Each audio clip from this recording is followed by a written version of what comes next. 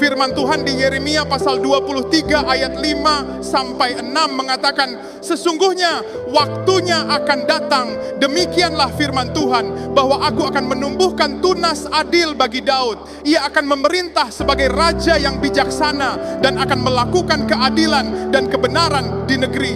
Dalam zamannya Yehuda akan dibebaskan dan Israel akan hidup dengan tentram. Dan inilah namanya yang diberikan orang kepadanya, Tuhan keadilan kita. Saudara, Tuhan menjanjikan seseorang dari tunas Daud, yaitu keturunan Daud yang akan menjadi raja. Dan dia akan disebut apa? Dia akan disebut Tuhan keadilan kita. Jadi saat itu Tuhan berfirman mengenai keturunan Daud yang juga disebut Tuhan. Dan 2000 tahun yang lalu, kabar tentang kelahiran Juru Selamat telah diberitakan oleh malaikat.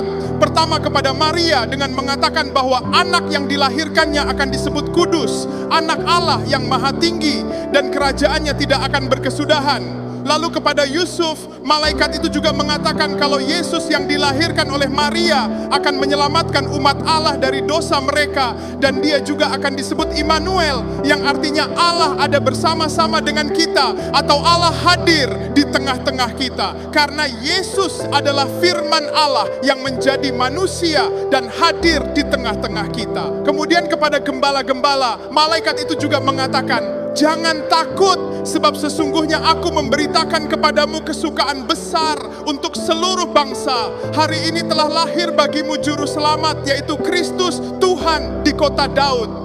Ketika malaikat itu mengabarkan mengenai kelahiran Kristus sebagai Juru Selamat, pikiran kita kembali mengingat firman Tuhan yang mengatakan, akulah Tuhan dan tidak ada juru selamat selain aku. Dan karena Yesus adalah juru selamat manusia, maka Yesus adalah Tuhan, sama seperti apa yang dikatakan malaikat itu, yaitu juru selamat, Kristus dan Tuhan. Karena untuk merdeka dari perbudakan dosa, kita tidak butuh nabi, rasul ataupun guru, tetapi yang kita butuhkan adalah seorang juru selamat.